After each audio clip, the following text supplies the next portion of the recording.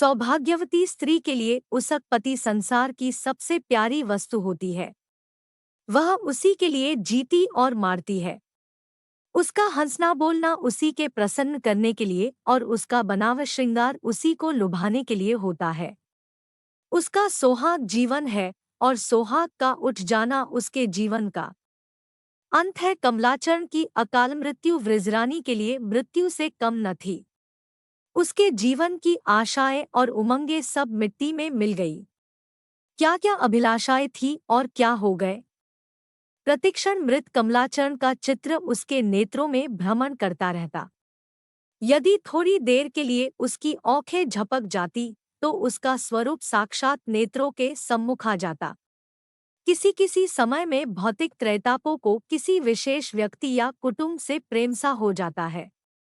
कमला का शोक शांत भी न हुआ था। बाबू श्यामाचरण की बारी आई। शाखा भेदन से वृक्ष को मुरझाया हुआ न देखकर इस बार दुर्देव ने मूल ही काट डाला। रामदीन पाड़े बड़ा दंभी मनुष्य था।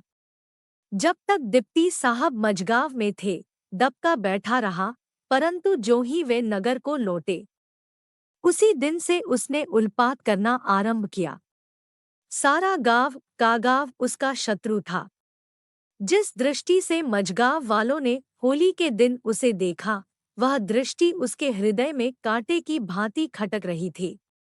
जिस मंडल में माझगांव स्थित था उसके थानेदार साहब एक बड़े घाघ और कुशल रिश्वती थे।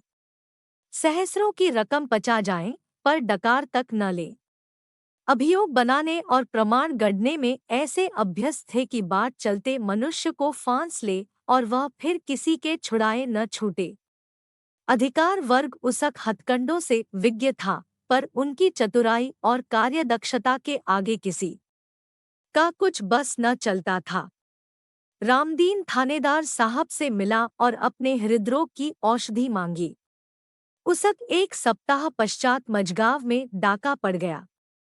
एक महाजन नगर से आ रहा था। रात को नंबरदार के यहाँ ठहरा। डाकुओं ने उसे लौटकर घर न जाने दिया।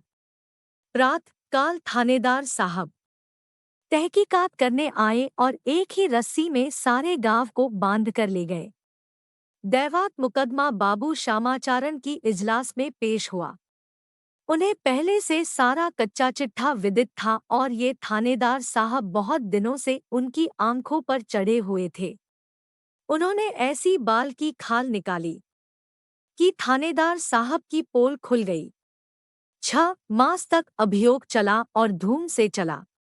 सरकारी वकीलों ने बड़े बड़े उपाय किए, परंतु घर के भेदी से क्या छिप सकता था।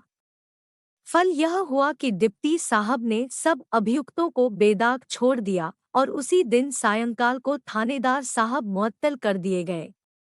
जब डिप्टी साहब फैसला सुनाकर लौटे, एक हितचिंतक कर्मचारी ने कहा, हुजूर, थानेदार साहब से सावधान रहिएगा। आज बहुत झल्लाया हुआ था। पहले भी 2-3 अफसरों को धोखा दे चुका है। आप पर अवश्य वार करेगा। डिप्टी साहब ने सुना और मुस्कराकर उस मनुष्य को धन्यवाद दिया, परंतु अपनी रक्षा के लिए कोई विशेष यत्न न किया। उन्हें इसमें अपनी भीरुता जान पड़ती थी। राधा अहीर बड़ा अनुरोध करता रहा कि मैं आपके संग रहूंगा। काशी भर भी बहुत पीछे पड़ा रहा, परंतु उन्होंने किसी को संग न रखा। पहले ही की तरह अपना काम करते रहे। जालिम खां बात का धनी था। वह जीवन से हाथ धोकर बाबू श्यामाचरण के पीछे पड़ गया। एक दिन वे सैर करके शिवपुर से कुछ रात गए लौट रहे थे। पागलखाने के निकट कुछ फिटिन का घोड़ा बिदका गाड़ी रुक गई और पल भर में जालिम खां ने एक वृक्ष की आड़ से पिस्तौल चलाई। पड़ाके का शब्द हुआ और बाबू श्यामाचरण के वक्षस्थल से गोली पार हो गई। पागलखाने के सिपाही दौड़े। जालिम खां पकड़ लिए गया। साइस ने उसे भागने न दिया था। इस दुर्घटनाओं ने उसके स्वभाव और व्यवहार में अकस्मात्र बड़ा भारी परिवर्तन कर दिया। बात बात पर विरजन से चिढ़ जाती और कटुक्तियों से उसे जलाती।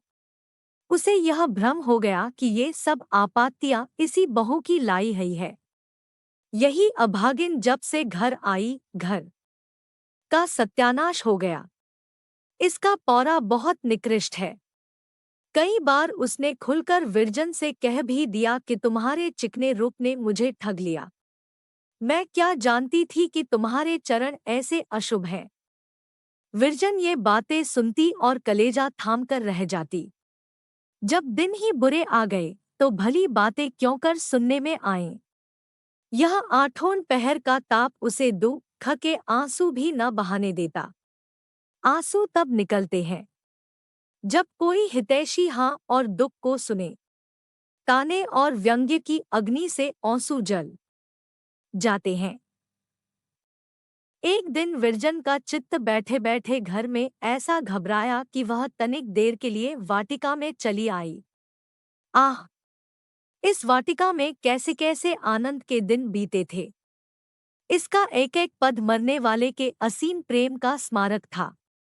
कभी वे दिन भी थे कि इन फूलों और पत्तियों को देखकर चित्त प्रफुल्लित होता था और सुरभित वायु चित्त को प्रमोदित कर देती थी।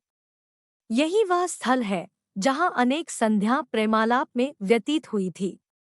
उस समय पुष्पों की कलियां अपने कोमल अधरों से उसका स्वागत करती थी।